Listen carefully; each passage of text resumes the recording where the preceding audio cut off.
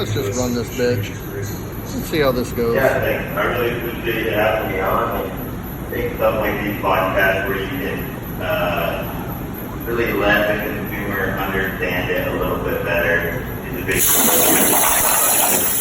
right now. Go through the pros and cons of any model. And none of us know what that roadmap is, so it's pretty exciting.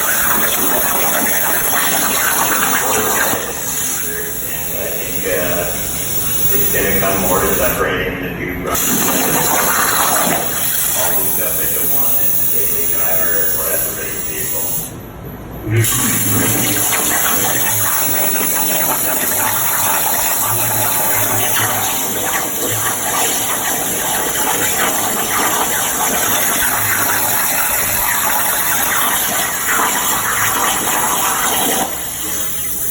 Well, thank you very much for having me on.